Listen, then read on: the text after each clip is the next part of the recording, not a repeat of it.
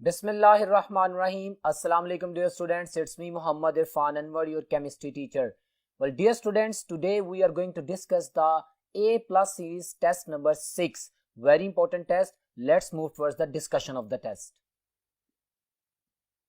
Well dear students, इस वक्त आपके सामने टेस्ट है, आप टेस्ट देख सकते हैं. हम उसकी डिस्कशन का आगाज करते हैं. बहुत इंपॉर्टेंट टॉपिक हमारे पास इनऑर्गेनिक केमिस्ट्री से ट्रांजिशन एलिमेंट्स और इसके साथ साथ compounds of nitrogen and sulphur उससे एसोसिएटेड बात करेंगे. क्वेश्चन नंबर 51 आप लोगों के सामने है. क्वेश्चन नंबर 51 की स्टेटमेंट मैं पढ़ने जा रहा हूं, आप देख सकते हैं. Which of the following statement is incorrect for the fertilizers. Incorrect statement about the fertilizers हमने देखनी है.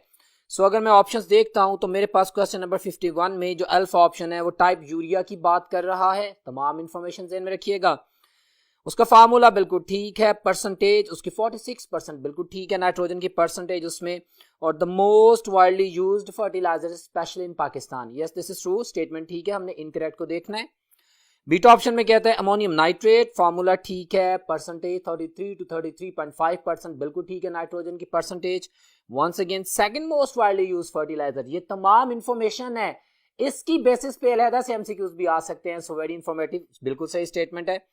चार्ली में कहता है पोटेशियम नाइट्रेट KNO3 ठीक है. 13% नाइट्रोजन होती है, उसमें 44% पोटैश होता है, बिल्कुल ठीक है. The tobacco, potatoes, coffee and corn की जो फील्ड्स हैं उसमें इसको यूज किया जाता है. वेरी गुड इंफॉर्मेशन, बिल्कुल ठीक स्टेटमेंट है. अगर हम डेल्टा की बात करते हैं तो कहता है डायमोनियम फॉस्फेट DAP. बहुत जबरदस्त, फार्मूला ठीक है.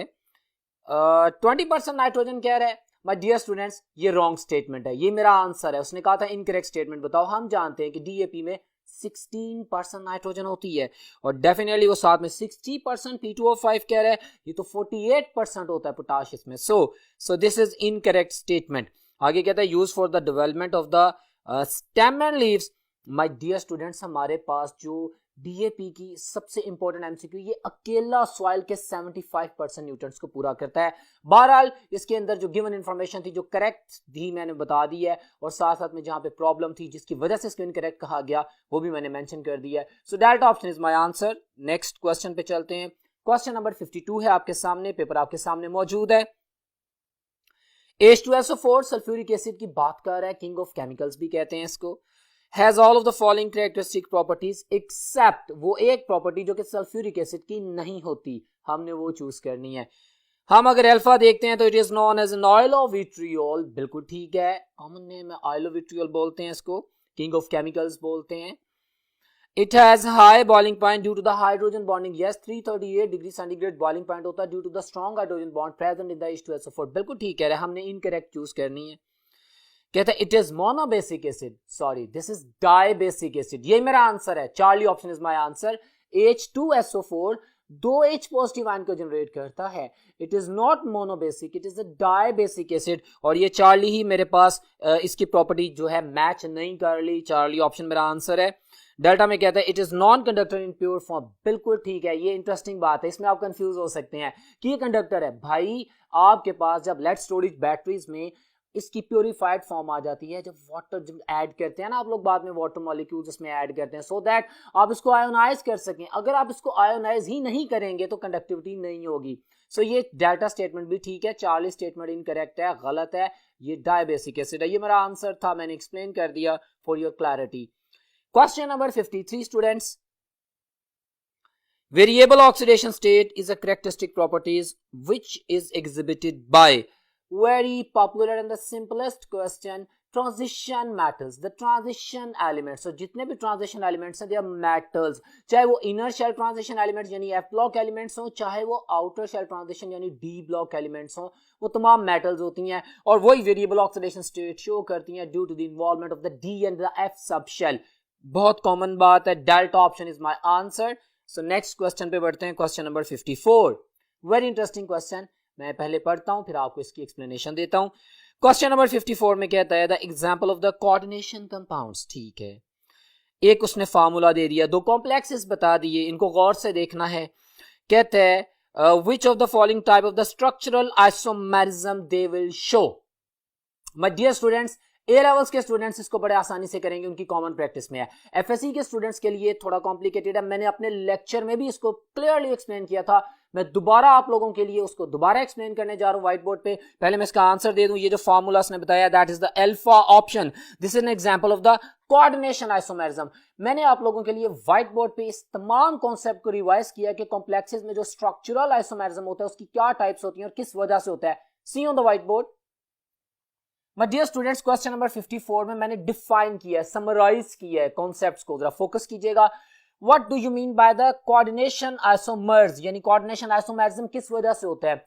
जो मेरा आंसर था, अगर आपके पास पेपर में लिखा हुआ है, स्ट्रक्चर आपके सामने है, पॉइंट ये है कि इंटरचेंज ऑफ द लिगेंड्स, हमारे पास दो different molecules, different structures, but उनका molecular formula is the same. वो किस वजह से डिफरेंट है, उसके पास इंटरचेंज ऑफ द लिगेंड्स हो जाती है, जैसा कि आपके पेपर में उसने एग्जांपल दिया और वही मेरा आंसर है अल्फा ऑप्शन। ठीक है, अब इसके साथ मैं रिवाइज कर रहा हूं for the FSc students because this is MDCAT and we have to fight for the every mark. Watch this. तो दूसरी स्ट्रक्चरल आइसोमेरिज्म की टाइप है दैट इज आयोनाइजेशन आइसोमेरिज्म। इसमें किस पॉइंट को ध्यान में रखना है, पॉइंट टू बी नोटेड, वो आइसोमेरिज्म जो कि अराइज करता है जिसमें काउंटर आइन, वो आइन जो कि स्क्वायर ब्रैकेट के बाहर होता है, यानी कोऑर्डिनेशन स्फीयर के बाहर होता है, वो एज अ लिगेंड परफॉर्म करने की कैपेबिलिटी रखता हो। आपके पास दो फार्मूलाए दे दिए जाते हैं, आप लोग उनको देखते हैं। दो फार्मूलाए में आप देखते हैं कि एक काउंटर आइन था, वो अगले दूसरी एग्जांपल में जो कि उसकी आइसोमेरिक फॉर्म है उसमें एज ए लिगेंड फंक्शन कर रहा है, यानी उसके पास कैपेबिलिटी है लोन पेयर ऑफ इलेक्ट्रॉन को डोनेट करने की। सो उसको हम बोलेंगे आयोनाइजेशन आइसोमेरिज्म। द काउंटर आइन, the ion which is outside the square bracket, which is outside the coordination sphere। याद रखिएगा, मैं फोकस कर रहा हूं बार बार इस पॉइंट के ऊपर। So that is an example of ionization isomerism. उसके बाद लिंकेज आइसोमेरिज्म, बड़ी सिंपल सी बात, इसको मैंने एक्सप्लेन कर दिया। आपके पास फार्मूला तो वही है NO2, लेकिन आप यहां पे देख सकते हैं कि यहां पे नाइट्रोजन लिंक कर रहा है अपने लोन पेयर को डोनेट करके सेंट्रल मेटल एटम के साथ। ठीक है, और यहां पे देख लें वही NO2 है, लेकिन इसमें ऑक्सीजन लोन पेयर डोनेट कर रहा है सेंट्रल मेटल, नाइट्रो है, नाइट्रीटो है। The ligand has different mode of attachment, वही लिगेंड है, लेकिन उस लिगेंड के अंदर जो दो डिफरेंट एटम्स हैं वो अपना लोन पेयर डोनेट करते हैं, मोलेकुलर फार्मूला सेम रहेगा बट उसका पैटर्न चेंज हो जाएगा। सो this is also an another example of the complex isomerism जिसको हम बोलते हैं linkage isomerism and definitely solvate isomerism. आपके सामने डिफरेंट एग्जांपल्स हैं, आप लोग जानते हैं, आपके सामने पेपर में आएंगी। मैंने लेक्चर में क्लियरली एक्सप्लेन किया था कि water molecule inside the coordination sphere मौजूद हो एज अ लिगेंड और वही वाटर मॉलिक्यूल बाहर कोऑर्डिनेशन स्फीयर के बाहर आ जाए। अब फॉर एग्जांपल अंदर 6 वाटर मॉलिक्यूल है, बाहर हमारे पास 1 आ जाएगा और अंदर 5 रह जाएंगे और बाहर वाला आयन अंदर चला जाएगा। तो हमारे पास ये तमाम केमिस्ट्री आपने अपने ज़हन में रखनी है, बहुत इंपॉर्टेंट है, आपको जस्टिफाई करेगी। सो this is an example of the solvate isomerism. ये तमाम मैंने एक्सप्लेनेशन इसलिए की है so that you can understand. बहरहाल क्वेश्चन का आंसर बहुत सिंपल था, that was the alpha option. Next statement, question number 55. Which one of the following transition metal ion shows the tetrahedral geometry? अच्छा, इसमें मैं तो आपको सिंपली आंसर कर देता हूँ ऑप्शंस में, alpha manganese +2। But dear students, what you will do when you will be asked by any different kind of the geometry, उस तमाम इंफॉर्मेशन को आप लोगों की कन्वीनियंस के लिए और आप लोगों की मेमोरी के लिए मैंने दोबारा लिखा है। आप इस इंफॉर्मेशन को नोट डाउन कर लेंगे, याद रखेंगे, ताकि आप इस तरह का क्वेश्चन जो पूछा जाएगा उसको आंसर कर सकें। See on the white board.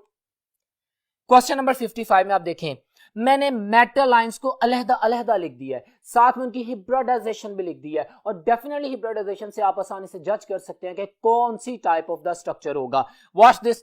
अगर सिल्वर +1 आयन की बात करते हैं तो इसके जितने भी कॉम्प्लेक्स आयन होंगे, जो आपकी बुक में भी एग्जांपल्स दी गई हैं, जस्टिफाई की गई हैं, sp हिब्रिडाइजेशन होगी, लीनियर ज्योमेट्री होगी।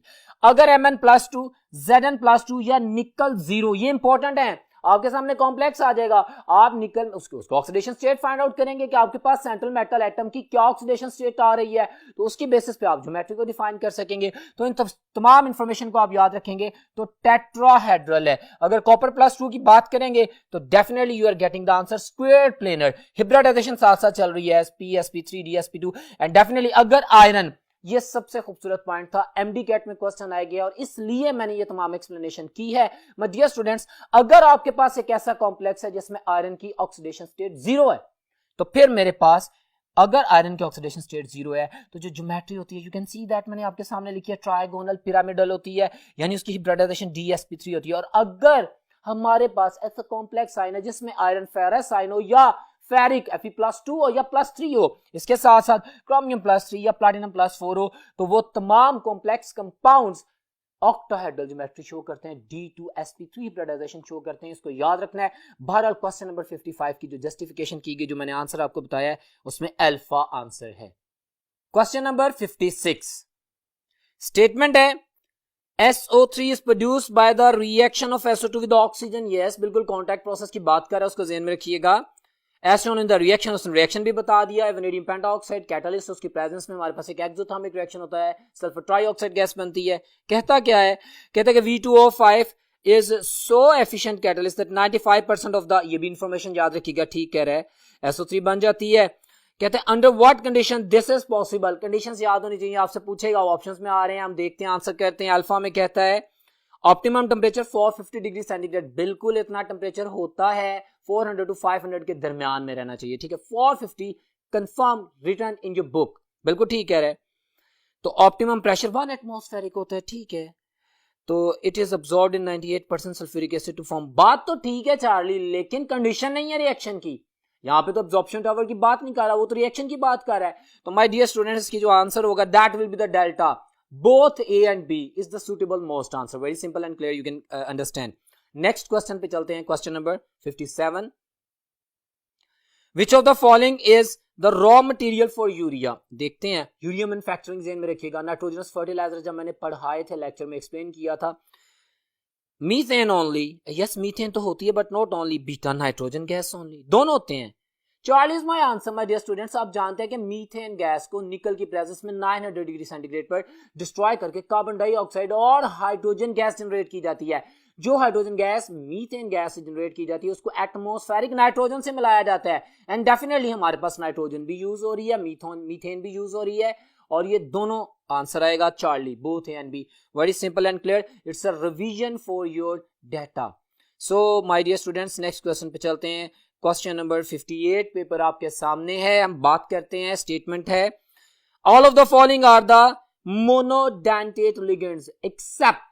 मोनोडेंटेट लिगेंड्स ऐसे लिगेंड्स जो एक लोन पेयर डोनेट करें, दे आर मोनोडेंटेट। उसने कुछ एग्जांपल्स दिए हैं, वो कहता सारे मोनोडेंटेट है, वो जो मोनोडेंटेट नहीं है वो आइडेंटिफाई करें। अच्छा, अमोनिया मोनोडेंटेट है, एक लोन पेयर देता है। Beta option hydrazine, very simple, hydrazine is a bidentate ligand, दो नाइट्रोजन दो लोन पेयर डोनेट करते हैं, और इसी वजह से जब हमारे पास ये बाइडेंटेट लिगेंड लगते हैं तो हमें पता है कि हमारे पास एक स्पेसिफिक काइंड ऑफ कॉम्प्लेक्सेस बनते हैं जिनमें रिंग्स होते हैं, जिनको हम चीलियर्स कहते हैं, जिनको हम स्टेबल कॉम्प्लेक्सेस भी कहते हैं। तो हाइड्रोजीन बाइडेंटेट लिगेंड है। अगर हम बात करते हैं H2O की, तो वो भी मोनोडेंटेट लिगेंड है। अगर हम बात करते हैं कार्बन मोनोऑक्साइड की, तो भी ये एक मोनोडेंटेट लिगेंड है। So my answer is the beta option, that is not a monodentate ligand. आगे बात करते हैं, question number 59 dear students. Statement है which of the following structure of the two complexes, okay information आ गया, show the linkage isomerism. मैंने अभी paper के स्टार्ट में आप लोगों के क्वेश्चन की जस्टिफिकेशन में तमाम चीजें रिवाइज की थी। वंस अगेन देखें, उसका यूज आ गया है। अब मैं आपको साथ साथ बताता जाता हूं कि कौन सा पेयर किस टाइप ऑफ स्ट्रक्चरल आइसोमेरिज्म को शो करता है। उसने मुझसे पूछा है, बताओ कि लिंकेज आइसोमेरिज्म कौन सा शो कर रहा है। So my dear student, very simple and clear, अगर मैं गौर करता हूं तो मेरे पास अल्फा ऑप्शन ही मेरा आंसर है, क्योंकि अल्फा ऑप्शन में आप देख रहे हैं कि एक जगह नाइट्रीटो है, दूसरी जगह नाइट्रो है। लिंकेज आइसोमेरिज्म क्या होता है, जिसमें mode of linkage of a ligand with the central metal atom different होता है। ये जस्टिफाई किया था ना, तो अल्फा इज माय आंसर। मैं बाकी भी एक्सप्लेन कर देता हूं, अल्फा आंसर है, लेकिन आपको पता होना चाहिए कि जो बीटा ऑप्शन है, अगर इसमें मैं देखता हूं तो ये कोऑर्डिनेशन आइसोमेरिज्म की एग्जांपल है। इसमें आपके पास इंटरचेंज ऑफ द लिगेंड्स हो रही है, ठीक है। अगर मैं चार्ली की बात करता हूं तो आयोनाइजेशन आइसोमेरिज्म की बात करें, हमारे पास पोटेंशियल लिगेंड है जो काउंटर आइन है, उसकी जो मैंने एक्सप्लेनेशन दी थी उसकी बात कर रहा है। और अगर मैं डेल्टा ऑप्शन की बात करूं तो वाटर मॉलिक्यूल की इन्वॉल्वमेंट है, वाटर मॉलिक्यूल इनसाइड था, आउटसाइड है। सो this is an example of the solvate isomerism. बहुत खूबसूरत सवाल विद द कंप्लीट रिवीजन, और ये वही रिवीजन है जो मैंने एक पेपर के स्टार्ट में की थी, आप लोगों के लिए बार बार कर रहा हूं क्योंकि this is worth important specially for the FSc students in the MDCAT syllabus. Next question पे चलते हैं, question number 60 students. The major component of the atmosphere are, atmosphere में जो सबसे ज्यादा गैसेस पाई जाती हैं, वेरी सिंपल, ये बैटन और नाइट्रोजन और ऑक्सीजन होती है। 78% नाइट्रोजन होती है, 21% ऑक्सीजन होती है। So beta option is my answer, very simple, without wasting your precious time. Next question, question number 61। Which of the following fertilizer is used in making explosive materials. हम जानते, जब हम फर्टिलाइजर्स पढ़े थे तो हम कहते थे कि फर्टिलाइजर में जो अमोनियम नाइट्रेट है वो एक्सप्लोसिव इन नेचर होती है, इस वजह से बहुत से एरियाज में पाकिस्तान में बैन कर दी गई है। तो वो उसने पूछ लिया है कि कौन सा फर्टिलाइजर एक्सप्लोसिव होता है। Charlie option is my answer, ammonium nitrate. Ammonium nitrate से एसोसिएटेड एक और पॉपुलर एमसीक्यू आप याद रखेंगे कि ये पैडी फील्ड्स में, दलदली जमीन में इस्तेमाल नहीं किया जा सकता। इसकी नाइट्रोजन परसेंटेज 33 to 33.5% होती है नाइट्रोजन की, ठीक है। तो ये तमाम रिलेटेड एमसीक्यूज आप लोगों को पता होने चाहिए। बहरहाल simple answer as an explosive use होती है Charlie option. Question number 62 dear students, Which of the following statement is incorrect? Negative question है, ध्यान से आंसर करना है। अल्फा में कहता है non typical transition elements 3b and 4b। Very very clear answer, ये बिल्कुल गलत कह रहा है। हमें पता है नॉन टिपिकल ट्रांजिशन एलिमेंट्स कौन से होते हैं, zinc, cadmium, mercury, scandium, yttrium, lanthanum, group 2b, group 3b। तो ये बिल्कुल गलत स्टेटमेंट कह रहा है। सो अल्फा मेरा आंसर है। उसने पूछा था बताओ इनकरेक्ट स्टेटमेंट कौन सी है, मैं बाकी भी पढ़ के जस्टिफाई कर देता हूं। द फर्स्ट ट्रांजिशन सीरीज, ठीक है, scandium to the copper and so on onward, zinc की बात कर रहा है, ठीक है। The second transition series yttrium to silver, ठीक है। ये 1b की क्वाइनेज मेटल के लिंकेज में बात कर रहा है ना, तो 2b से कंफ्यूज ना हो जाइए कि जिंक, कैडमियम, मर्करी की बात नहीं की, कोई बात नहीं। उससे पहले उसने 1b की बात करी है, कॉपर, सिल्वर एंड डेफिनेटली ऑडम gold. So this is right. तो डेल्टा ऑप्शन बिल्कुल ठीक है। मेरे लेक्चर को ध्यान में रखिएगा जिसमें मैंने 3D, 4D, 5D, 6D series की भी जस्टिफिकेशन दी थी, आपको पता होना चाहिए, ठीक है। सो इसमें से इनकरेक्ट स्टेटमेंट अल्फा है, very much clear and simple, बाकी इंफॉर्मेशन आपके काम आएगी। नेक्स्ट क्वेश्चन है question number 63, coordination number of the platinum in platinum chlorine. अच्छा ठीक है, what is coordination number? The number of lone pairs accepted by the central metal atom और ion, definitely, या number of lone pairs donated to the central metal atom, वो coordination number होता है ना। तो आप देखें, अगर मैं देखता हूं स्ट्रक्चर में, तो क्लोरो एक मोनोडेंटेट लिगेंड है, ठीक है, नाइट्रो भी मोनोडेंटेट लिगेंड है, हमारे पास एमीन NH3 न्यूट्रल लिगेंड है, और ये भी एक मोनोडेंटेट लिगेंड है। मेरे पास ये तीन तरह के मोनोडेंटेट लिगेंड्स अटैच हैं प्लैटिनम के साथ। मैं देखता हूं कितने लिगेंड्स हैं, तो अगर मैं टोटल नंबर देखता हूं तो 4 अमीन है, एक टोटल 6 है, तो उसका कोऑर्डिनेशन नंबर 6 होगा। Very simple and clear, delta option is my answer. So next question पे चलते हैं, क्वेश्चन नंबर 64 पे। Mark the correct statement about the sulphuric acid. अच्छा, सल्फ्यूरिक एसिड से एसोसिएटेड क्वेश्चन है, इसके बारे में इंफॉर्मेशन हम जानते हैं, आंसर करते हैं। टेबल बताया गया है। ड्राइंग एजेंट, ठीक है, कहते हैं when concentrated sulphuric acid remove water from the moist mixture of the gases. हाँ, drying is a physical phenomenon. Already H2O vapours मौजूद है जिनको H2SO4 एब्जॉर्ब कर लेता है। ड्राइंग एजेंट बिल्कुल ठीक कह रहे हैं। सो करेक्ट स्टेटमेंट बीटा देखते हैं। डिहाइड्रेटिंग एजेंट, हाँ, when concentrated sulphuric acid removes water from a compound, ये भी स्टेटमेंट बिल्कुल ठीक है। Dehydration is the chemical change. इन दोनों सूरतों में सल्फ्यूरिक एसिड ने वाटर मॉलिक्यूल को एब्जॉर्ब किया है, लेकिन ड्राइंग में उसने ऑलरेडी फॉर्म्ड वाटर वेपर्स को एब्जॉर्ब किया है, और डिहाइड्रेशन में उसने एक मॉलिक्यूल के अंदर बॉन्ड्स को तोड़ के केमिकल चेंज करके वाटर को एब्जॉर्ब किया है। सो दोनों स्टेटमेंट्स ठीक हैं। Charlie option is my answer. उसने पूछा था बताओ करेक्ट स्टेटमेंट कौन सी है, तो A एंड B दोनों करेक्ट है। So question number next, that is question number 65। Which of the following 3 elements are needed for the healthy growth of the plants? Very simple and the popular, nitrogen, phosphorus, potassium, and my dear students, इसके साथ साथ आपको ये भी पता होना चाहिए कि नाइट्रोजन का यूज क्या है स्टेम के लिए, लीव्स के लिए। फास्फोरस आपके पास क्या काम करती है, राइपनिंग ऑफ फ्रूट्स में पोटाशियम का रोल होता है। फास्फोरस उसकी एक्सेलरेशन करती है सीड ग्रोथ की, और डेफिनेटली फ्रूट ग्रोथ की। ये तमाम यूजेस भी याद होने चाहिए आपको, MTCAT के क्वेश्चन में पूछे जाते हैं। बड़ा यहाँ पे सिंपल उसने क्वेश्चन पूछा, beta option is my answer. Question number 66 की बात करते हैं। कहता है the correct name of the, okay, एक कॉम्प्लेक्स दिया गया, इसका सही नाम बताएं। अच्छा, वो तमाम रूल्स आप लोगों को पता होने चाहिए, रिवाइज कर लें अपने ज़हन में, मैंने बात की हुई है। हम सबसे पहले लिगेंड्स का नाम, पहले तो सबसे पहले पॉजिटिव यूनिट लिखेंगे। अगर मेरे पास सिंपल आइन पहले आ जाता है, काउंटर आइन पहले आ जाता है, तो ऑफ कोर्स अगर पॉजिटिव है तो उसका नाम मैं पहले लिखूंगा। लेकिन अगर कॉम्प्लेक्स साइन आता है, अगर वो कॉम्प्लेक्स साइन पॉजिटिव है, तो फिर मैं पॉजिटिव आइन में कॉम्प्लेक्स को पहले लिखूंगा। और अगर कॉम्प्लेक्स आयन लिखना है तो पहले लिगेंड्स को लिखूंगा, एक ही तरह के लिगेंड्स हैं तो उनको इकट्ठा करके लिखूंगा, डिफरेंट लिगेंड्स हैं तो उनको अल्फाबेटिक ऑर्डर में लिखूंगा, जो नेगेटिव लिगेंड्स हैं वो एंड ओ पे होगा। ये तमाम बातें ज़हन में रखिएगा, मैंने रिवाइज कर दी हैं for the sake of your preparation. मैं नाम बताने जा रहा हूं इसका, अगर मैं इसका नाम देखता हूं, सही नाम उसने पूछा है तो टेट्रामीन है, ठीक है। डाइहाइड्रोक्सो आ जाती है क्योंकि हाइड्रोक्सो OH नेगेटिव होता है। देन प्लाटिनम, और उसका अगर मैं ऑक्सीडेशन स्टेट फाइंड आउट करता हूं तो 4 आती है, सल्फेट। सो इसका नाम होगा tetrammine dihydroxo platinum 4 sulphate. So alpha option is my answer. Question number 66, alpha option is my answer. बड़े ध्यान से आपने आंसर करना है। नेक्स्ट क्वेश्चन पे चलते हैं, क्वेश्चन नंबर 67 पे। Dear students, which of the following is the major source of SO2? Sulfur dioxide, 67% of the SOx, sulfur di and trioxide, comes out from the volcanic eruption by the natural phenomenon. ठीक है, so alpha is my answer, volcanoes. Very simple. Question number 68 की बात करते हैं students. कहता है कि which of the following atom of the element has maximum number of the unpaired electrons?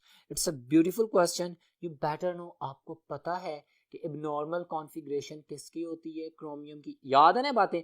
क्यों होती है? क्योंकि अगर मैं क्रोमियम 24 की बात करता हूं तो मेरे पास क्या कॉन्फ़िगरेशन आती है? नॉर्मली, अगर मैं नॉर्मली सोचूं 4s2 3d4, ये तो अनस्टेबल होती है क्योंकि 3d4 is about to 3d5 which is maximum stable.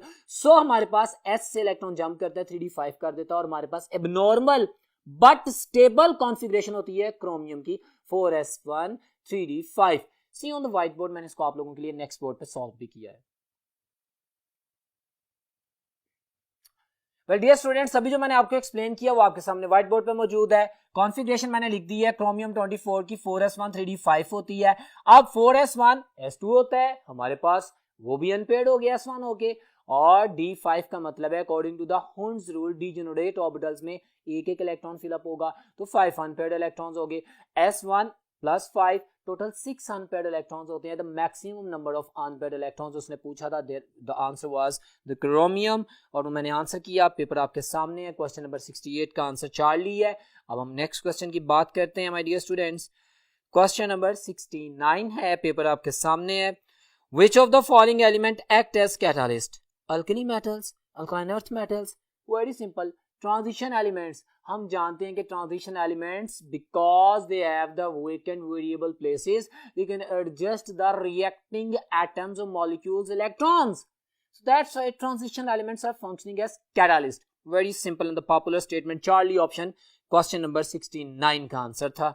Next question, question number 70 कहता है, पेपर आपके सामने है, in which of the following chemical reaction the transition metal compounds behave as catalyst? अच्छा देख लेते हैं।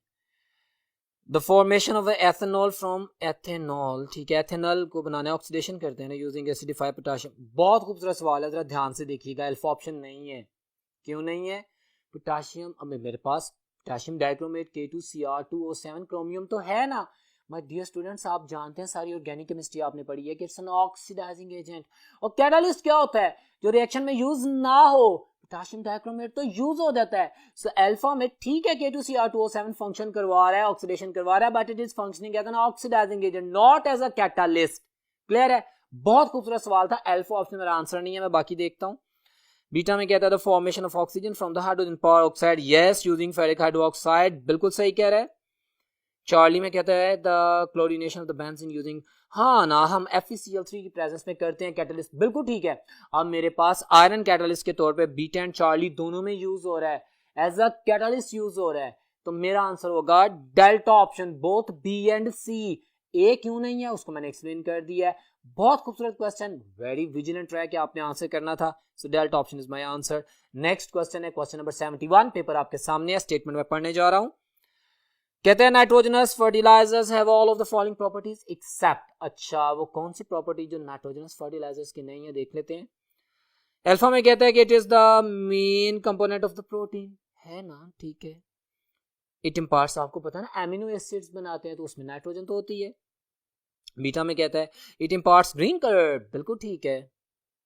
It is required to accelerate the seed and the fruit formation, this is wrong my dear students. Phosphorus accelerate करता है seed और fruit की initial growth को, और पोटेशियम सीड की राइपनिंग में रोल प्ले करता है। ये तमाम बातें आपसे थोड़ी देर पहले मैंने आपको कहा था कि इनके यूजेस आपको याद होने चाहिए जो कि एमसीक्यूज में पूछे जाते हैं, उसने पूछ लिया है। सो चार्ली ऑप्शन मेरा आंसर है। ये नाइट्रोजनस फर्टिलाइजर्स की प्रॉपर्टी नहीं है, ठीक है। अगर मैं डेल्टा की बात करता हूं तो it is used to enhance the yield and the of course quantity of the plants. बिल्कुल ठीक कह रहा है, स्टेम एंड लीफ ग्रोथ करेंगे। सारी स्टेटमेंट्स ठीक हैं, लेकिन चार्ली इसकी प्रॉपर्टी नहीं है। So charlie is my answer. Next question पे चलते हैं, the question number 72। Which of the following is the correct electronic configuration of manganese 25? Very simple, आपको याद होनी चाहिए। मैंने कहा था स्कैनियम से लेकर जिंक तक 3D सीरीज में एलिमेंट्स के एटॉमिक नंबर्स प्लस उनके इलेक्ट्रॉनिक कॉन्फ़िगरेशन आपको आनी चाहिए। मैंगनीज 25 होता है simple 4s2 3d5। So beta option is my answer. Argon है ना, 18 इलेक्ट्रॉन उसमें हो गए, देन 4s2 20 हो गए, 3d5 25 हो गए। So beta option is my answer. Very simple question that was. Next question, question number 73 dear students, paper आपके सामने है। Which of the following metal is commercially the most important and is used as inert electrode?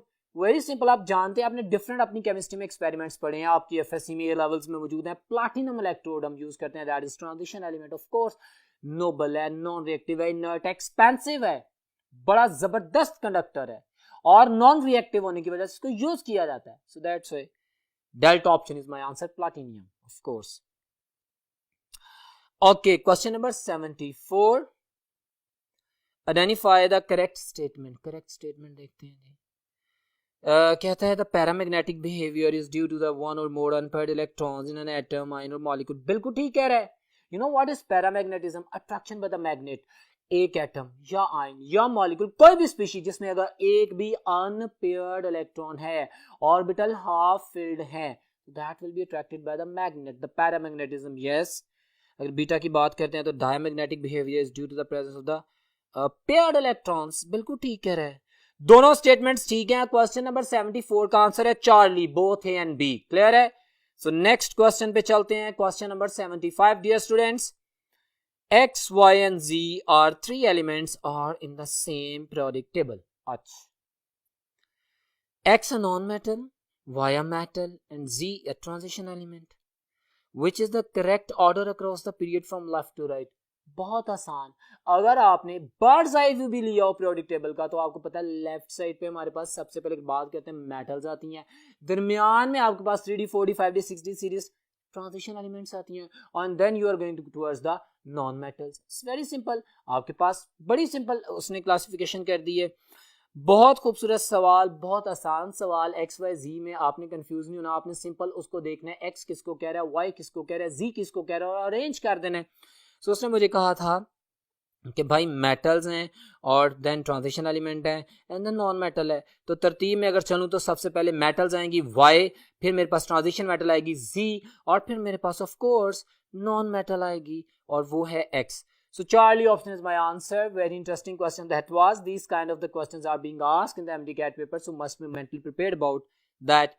Charlie option very simple, आप answer कर सकते हैं। Next question पे चलते हैं, क्वेश्चन नंबर 76 है dear students.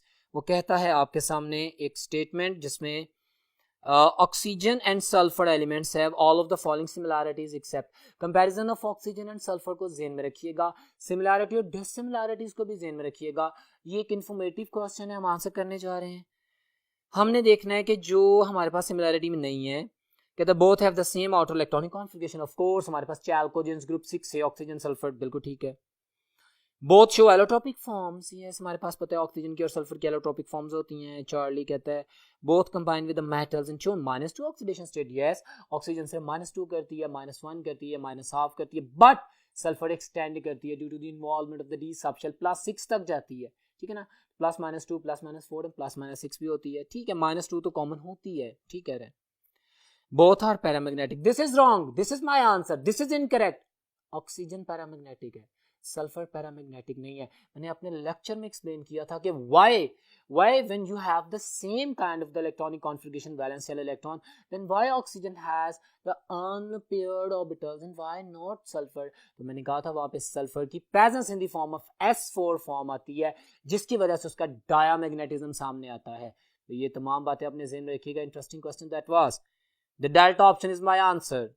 Question number 77 dear students, कहता है कि all of the following show the variable oxidation states except, देखते हैं आयरन करता है ना +2+3, क्रोमियम भी करता है of course, zinc is my answer my dear student, very simple.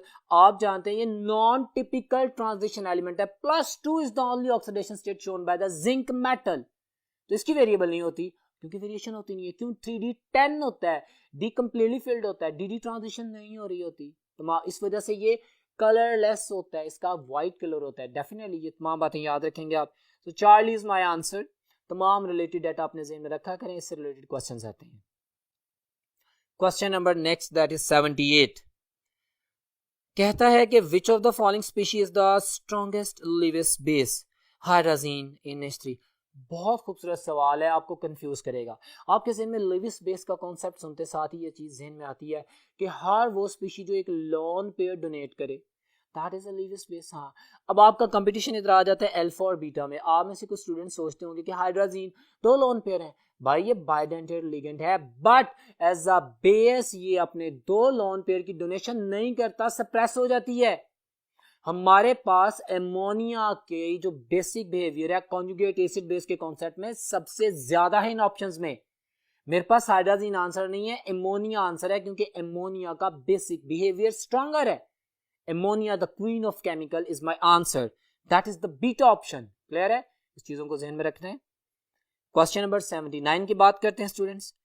Which of the following is not the use of sulphuric acid. Sulphuric acid का क्या यूज नहीं है? अल्फा में क्या था, पेंट्स एंड पिगमेंट्स में होता है, इंडस्ट्री में यूज करते हैं, डिटर्जेंट्स में होता है, फूड प्रिजर्वेटिव के तौर पे यूज नहीं होता। मेरे पास चार्ली आंसर, इसका फूड प्रिजर्वेशन में सल्फ्यूरिक एसिड यूज नहीं होता, कभी भी यूज नहीं हो सकता। वो कौन सा एसिड यूज करते हैं? नॉर्मली हम विनेगर यानी डाइल्यूट सॉल्यूशन होता है एसिटिक एसिड यूज करते हैं, सल्फ्यूरिक एसिड यूज नहीं करते। So charlie option is my answer, बाकी तमाम इसके यूजेस हैं। Next question, question number 80, sulfuric acid is the king of chemicals and it has all of the following uses except, वही बातें आगे दोबारा देख लेते हैं। कहते हैं it is used in the lead storage battery, yes this is used, common बात है। it is used in the leather and the paper industry, बिल्कुल यूज होता है। it is used in the drugs and the dyes, अभी पढ़ के आए हैं। it is used as disinfectant in swimming pools, never, how it is possible that very strong acid you are going to add into the sulfuric, ना जी, swimming pools में तो हम वो ब्लीचिंग पाउडर यूज करते हैं, हम क्लोरीनेटेड वाटर यूज करते हैं, बिल्कुल गलत, ये इसका यूज नहीं है, delta option is my answer. Question number 81 dear students, देखते हैं। कहता है which of the following is the incorrect name of the coordination compounds. Nomenclature के तमाम पॉइंट्स जो अभी मैंने थोड़ी देर पहले पेपर में एक्सप्लेन किए थे उनको ध्यान में रखिएगा, उसकी बेसिस के ऊपर हम देख रहे हैं कि कौन सा नाम इनकरेक्ट है। माय डियर स्टूडेंट्स, अगर मैं अल्फा ऑप्शन देखता हूं तो अल्फा ऑप्शन में वो कहता है जो स्ट्रक्चर दिया गया है तो हेक्सामीन है, क्रोमियम है, ऑफ कोर्स बिल्कुल सही नाम है, 3 नाइट्रेट, बिल्कुल ठीक है। अगर मैं बीटा ऑप्शन को देखता हूं तो पोटेशियम है, हेक्साक्लोरोप्लैटिनेट है, यस 4, बिल्कुल ठीक है। अगर मैं बात करता हूं चार्ली ऑप्शन की तो वो नाम ले रहा है, स्ट्रक्चर दिया गया है, वो कह रहा है ट्राई अमीन, ट्राई नाइट्रो, कोबाल्ट 3, बिल्कुल ठीक नाम है। अगर हम डेल्टा की बात करते हैं तो उसने बोला dichloro tetramine cobalt 2 chloride. Well my dear student, ये गलत है, हमने अल्फाबेटिक ऑर्डर में लिगेंड्स का नाम लिखना होता है। इसका जो सही नाम होगा माय डियर स्टूडेंट्स वो होगा, आप देखें इसको, ये मेरा आंसर है, डेल्टा ऑप्शन इनकरेक्ट स्टेटमेंट है क्वेश्चन नंबर 81 में, और इसका सही नाम होगा मेरे पास tetrammine dichloro and then cobalt 3 chloride. इसमें ऑक्सीडेशन स्टेट की भी करेक्शन होगी। So keep in mind all the data. That was about the question number 81। Next question है question number 82। In the contact process for the preparation of the sulphuric acid oleum यानी pyrosulphuric acid, जिसको हम कहते हैं fuming sulphuric acid, जिसमें water नहीं होता, H2S2O7, okay, is prepared in the absorption unit. Charlie, very simple, हमें पता है absorption of the H2S 98% sulphuric acid में ऐड करते हैं ना इसको, SO3 को, तो तब बनता है। So charlie option is my answer. Next question, question number 83 dear students, बड़ी सिंपल सी बातें चल रही हैं, बहुत इंटरेस्टिंग, बट MDCAT के क्वेश्चंस है, पूछे जाते हैं। क्वेश्चन नंबर 83 में कहता है कि which one of the following is the most reactive metal. Which one of the following is the most reactive metal transition elements में अगर इनमें देखता हूं तो मेरे पास आयरन सबसे ज्यादा रिएक्टिव, इतनी रिएक्टिव होती है कि अगर उसको बेयर रख देना तो एटमॉस्फेयर ऑक्सीजन से रिएक्शन करके वो आयरन ऑक्साइड बना देती है। सो alpha option is my answer. अगर हम बात करते हैं क्वेश्चन नंबर 84 की स्टूडेंट्स, तो the correct electronic configuration of the vanadium 23 is vanadium 23 4s2 argon लिखेंगे, देन 4s2 20 रहेगा, 23 3d3 आर्गोन 4s2 3d3। तो ये आपने ज़हन में रखना है। Alpha option is my answer, very simple. अपनी तमाम इंफॉर्मेशन को ज़हन रखें और यहाँ पे वैलेंस शेल का और पेनल्टीमेट शेल का कॉन्सेप्ट भी अपने ज़हन में रखिएगा। 3d को हमने पहले लिखना है, 4s को बाद में लिखना है। हालांकि फीलिंग 4s में पहले होती है और 3d को पहले इसलिए लिखना है कि definitely it belongs to the principal quantum number 3। So ये पैटर्न जिसको हम डिटेल में डिस्कस कर चुके हैं। Question number 85, the last question of the today's test my dear students. वो कहता है कि sulphur dioxide is the most culprit pollutant. जी, सल्फर डाइऑक्साइड, ये तमाम वो रिड्यूसिंग स्मोक का कॉन्सेप्ट भी ज़हन में रखिएगा, इससे रेन का भी रखिएगा। कहता है it affect human health where it is breathe in. Yes, it affects human health in the following ways except. अब वो कौन सा इफेक्ट है जो कि ये सल्फर डाइऑक्साइड नहीं करते? वर्थ रीडिंग है, आपकी बुक रीडिंग से एसोसिएटेड एमडीकैट का क्वेश्चन हम आंसर करते हैं। इंफॉर्मेशन आप लोगों के लिए मौजूद है। हमने वो देखना है कि जो इसका इफेक्ट नहीं है, ठीक है। सो कहता है it irritates nose, throat and airways to cause yes breathing में जो प्रॉब्लम, बिल्कुल ठीक कह रहा है। It cause shortness of breath और अ टाइट फीलिंग अराउंड, बिल्कुल ठीक कह रहा है। हमारे पास सफोकेशन होती है। It affects badly people with asthma और द सिमिलर, बिल्कुल ठीक कंडीशंस कह रहा है। डेल्टा में कहता है it binds strongly with the haemoglobin, बिल्कुल गलत। ये मेरा आंसर है, delta option is my answer. Haemoglobin के साथ कौन सी गैस बाइंड करती है? Carbon monoxide. वो ब्लड क्लॉटिंग करती है, वो सफोकेशन काज करती है, वो डेथ काज करती है। ये सल्फर का ऑक्साइड हीमोग्लोबिन से इंटरेक्ट नहीं करता, वो कार्बन मोनोऑक्साइड होती है। तो delta option was my answer. My dear students, that was all about the today's test. I hope कि इस टेस्ट की डिस्कशन के बाद आप लोगों ने अपने कॉन्सेप्ट को रिवाइज किया होगा, आपने अपने अंदर इंप्रूवमेंट फील की होगी। इंशाल्लाह नेक्स्ट टेस्ट में मुलाकात होती है, तब तक अल्लाह हाफिज।